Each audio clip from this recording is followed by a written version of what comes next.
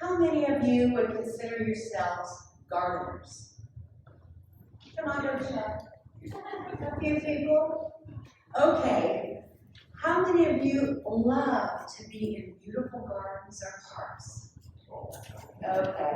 I knew I could include everyone in that, myself included. I just want to say this morning, we are grateful to you, and to those who assist you.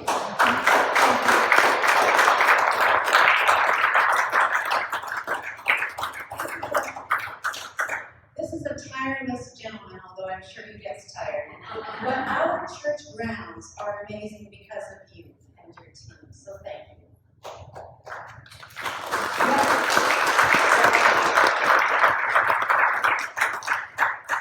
The good news is that all of us have been gardeners over the past few weeks, right?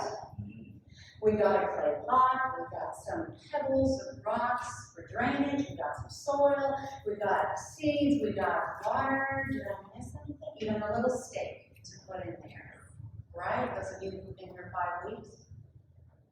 Everything that's needed for growth, right? Right? Right. Please say no.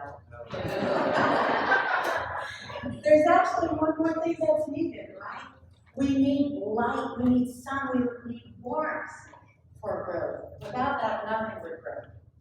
And warmth and light and sun are fantastic metaphors for the Holy Spirit who's coming we celebrate today.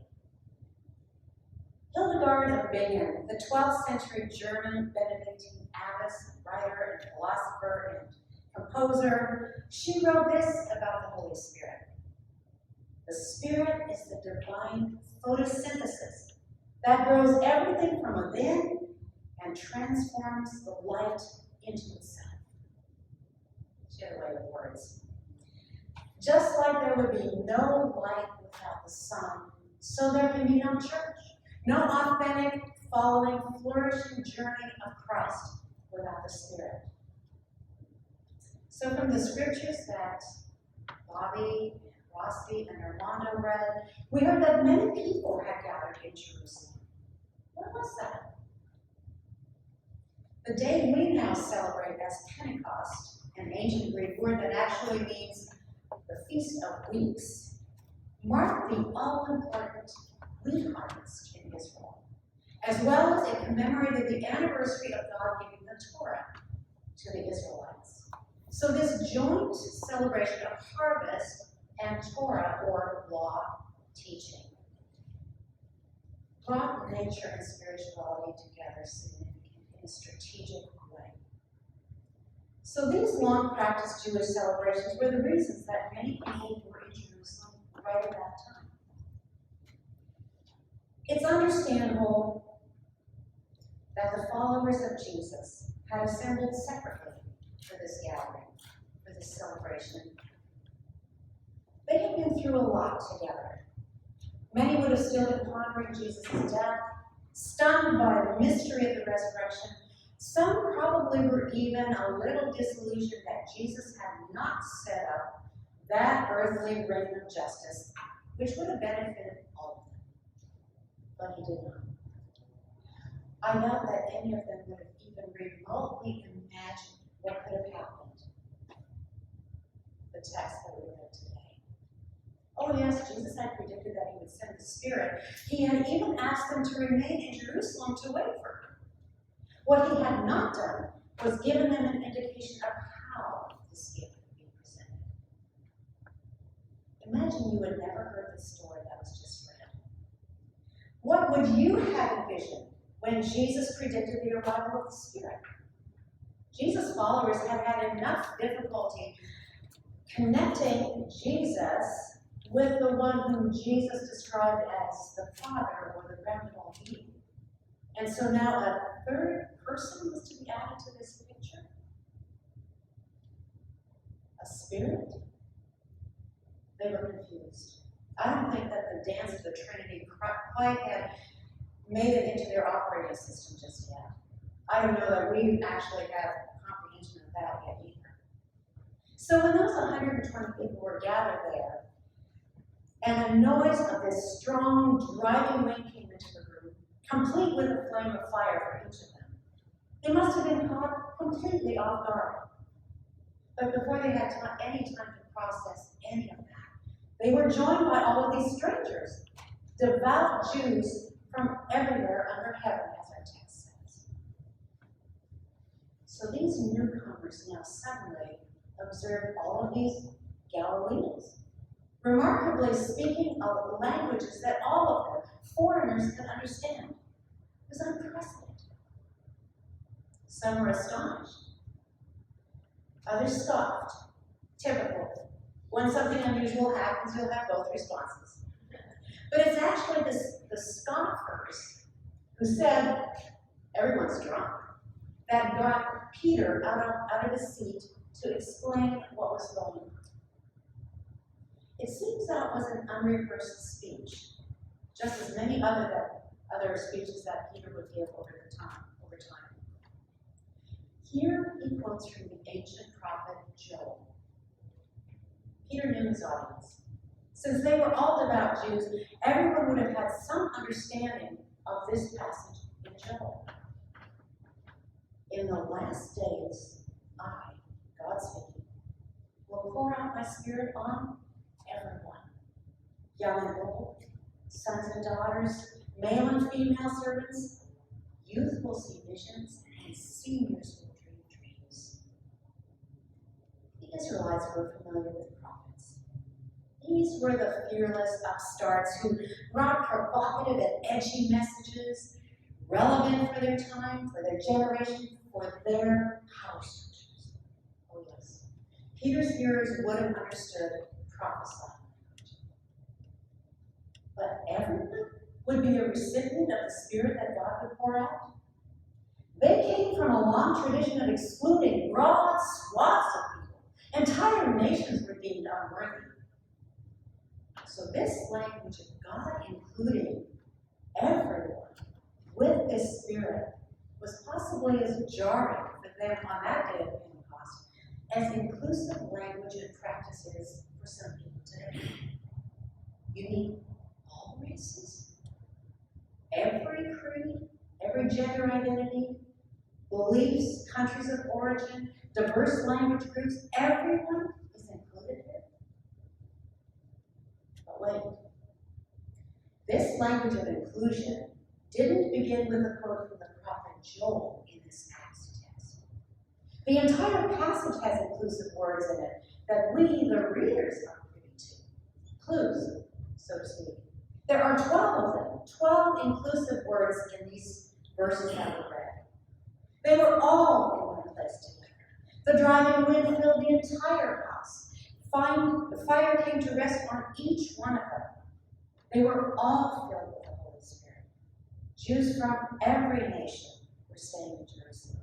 Each one heard them speaking in their own language, and so on. When you read the prophecy from Joel against that backdrop, the final inclusion is much less bewildering. It reads almost like supporting evidence to present before a jury, validating a final verdict.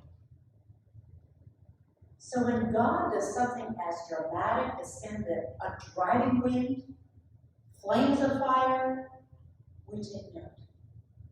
God is making a statement. This is an inclusive party. God is including so much more than they ever thought was possible. And it doesn't stop there. Here are the next two verses. Again, God speaking. And I will work wonders in heaven, and signs on the earth below. Blood, fire, smoke. The sun shall be turned to darkness and the moon to blood before the coming of the great and splendid day of God. Now, biblical texts convey broad, sweeping statements to make a point. Prophets were known for their metaphoric and sometimes perplexing use of language. When we think of the outpouring of the Spirit at Pentecost, we typically limit it to the signs that labor was beginning, resulting in the birth of the church. Our understanding may broaden just a little to include the Spirit bringing this warmth, this light, depicted by these beautiful ribbons here in this display. We would include that. But this passage includes ever so much more. We will see God at work in the heavens and on the earth. In other words, in nature. Do we expect to see the Spirit of God affecting change in nature? We may be used to thinking about the creative God when we're surrounded by natural wonders, like when we're in Yosemite, for example, or the immense volcanic deposits of Death Valley, or the nighttime sky when we're outside of the city, for example. But do we ever think about the Spirit of God bringing about an altered creation? An altered creation usually prompts me to think about climate change, precipitated by human carelessness. It's becoming less and less far-fetched to think that fire, smoke, and a darkened sun can be reality. In fact, it is, in many places, and has been. Indeed, in Romans, the 8th chapter, we read that creation is groaning under the weight of destruction, longing to be released. To the extent that these phenomena pertain to human disregard, we should be deeply concerned. That is one of the reasons we've spent 5 weeks talking about stewardship of this beautiful planet. Nature is very much a concern for God. In fact, it's the first incarnation of God that we have. Remembering that biblical language is metaphor at least as frequently as it is narrative, what does it mean that God will work wonders in the heavens and signs on the earth? What these verses do not mean is that we can have a lackadaisical approach in how we care for our environment. We can never say, oh, God is making a new heaven and a new earth anyway. It doesn't matter. We hear that from time to time today. We can glean from this text that as we align ourselves with Christ's work in us, in nature, in everyone and everything, we join in that splendid day of God. This is also a Pentecost theme. This is where a dualistic worldview isn't going to serve us very well. It's not either or, not yes, no. God has called us to be good stewards of this earth, yes. And God has also said that a divine hand will be active in the heavens and on earth. One does not negate the other. I can't explain how the inclusion of natural phenomena comes to play in the Spirit's coming into this world at Pentecost. But this understanding aligns with an all-inclusive God. All people, our entire natural world, our universe, our galaxy, our cosmos, even what was represented by the photograph of the black hole that we saw a few minutes ago. Everything somehow fits into the vastness of this divine source of being, from whom Jesus the Christ came to earth, and from whom the Holy Spirit has been given. So what does this inclusion mean? Pentecost is an all-encompassing picture of how God works. On that first day of Pentecost, as we know it, the Spirit pulled together a wide variety of people, representing many places and backgrounds. The Spirit still includes young and old, every gender identity, every color nuance, the documented and the undocumented, the free and the incarcerated or the detained, people of all abilities. Can we include them? Pentecost invites inclusion. On that first Pentecost, the Spirit included not only everyone, but everything, understood by people living in the year 33 CE. This was described as the heavens, the moon and sun, and the earth. Creation as they knew it. If we believe that God is still speaking, then we would add what we know to this list.